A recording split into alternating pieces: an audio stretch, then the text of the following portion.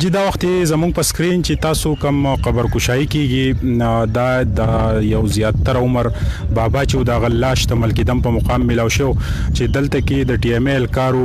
اغا امانتي دفناو کړو باغی کې ټیم راغله د قبر کشای کیږي زموږ سره سرکل ډي اس پی بچا حضرت صاحب موجود دی درته وایي جی چې دا کوم واقعیا رااله قبر کشای کیږي د دې تفصيلات مونږ له لګرا کوي چې تاسو د دې نه فګر واغستل او د صفه والا باندې قبر کشای وشو ګورګران د مو ملکیدم کې ډیډ باډي ملاو شو ردي نور مونږ لیګل ریکوایرمنٹ پوره کړی دي دا یو ریکوایرمنٹ پاتې راځي ته ډي ان اي وای چې دا غي د شناخت لپاره دا لازمي دي دا فورنزیک ټیم راغله واغي فورنزیک ټیم دا غي دغه کو د مجستریټ په موجودګۍ کې ایگزیمیشن کو چې کوم لیګل پروسس مکمل شو دا سمپل بوس مونږه لیبارټری د دیګو دینه پر در به شناخت کی چې دا سوق دي کم زیری نو دا ان ایڈنټیفایډ ډیډ باډي دا د سلسله کې دا لیګل یو ریکوایرمنٹ دا پوره کول دا ټیم د کم ځای سره تعلق ساتي او دوی د ډي ان اي لپاره سس نمونه واغستي نمونه خو تاسو کته دا د کینسی سره دا ساري دغه تعلق ساتي د سیدو میډیکل ګروپ اف هاسپټل سره دا چې کوم د انچارج دی د لیبارټری هغه ډاکټر صاحب راغلی او هغه دا په موجودګۍ کې واسطه درته وایي چې د دې د لپاره کوم ریپورت د دوی درج شو د دوی چونکی چهره خراب و د ډیډ باډي سرابطه نو شي په دی حواله باندې معلومات لپاره د کې موږ اخبار کې ورکړي سوشل میډیا کې ورکړي موږ آل پاکستان کې ایڈورټایزمنٹ کړی دی مشتری کړی دا او دا یو ریکوایرمنٹ ته دم کول دي چې د دې ورسا ملاو شي چې د ډیډ باډي چا و د ملکیدم کې موږ ته ملاو شوی دا او د دې د اوسه پورې دا تعین نه کیږي چې د دې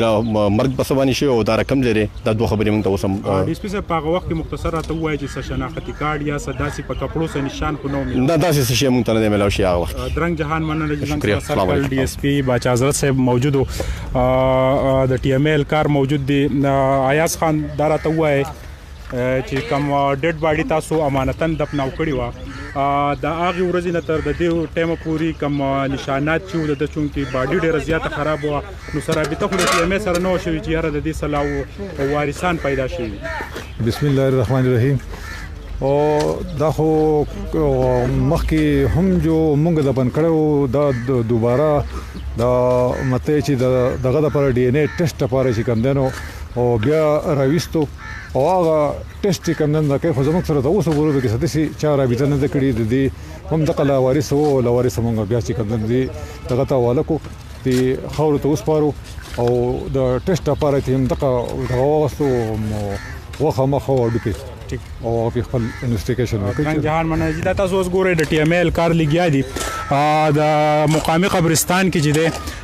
د لاش امانتن دفناو شو عمر د 60-65 سال پورې او خو چونکی په چهره او په جسم باندې نشانات داسې ظاهره د پیژنګلو داسې آثار نو پاتې اوس د ډي ان اي ټیسټ لپاره د سیدو ګروپ په هاسپټل کم ټیم چې راغله او د سینیئر ډاکټرانو په نگرانۍ کې د ډي ان اي ټیسټ لپاره مختلف نمونه چې دی هغه واغسته شوي دا تاسو ګورئ چې د ټي ام اي هلکار چې دی هغه دا قبر کشای چې کوم شی و د دې واپس د دفناوهل چې دی هغه سٹارټ دي د دا چې کوم ټیمو سونه وخت په شوی جای اس خان د دوی چې دا لاش تقریبا یو میاشت پورې یو میاش مخکې د ملکیدم په مقام باندې په یو بوټو کودای کې دا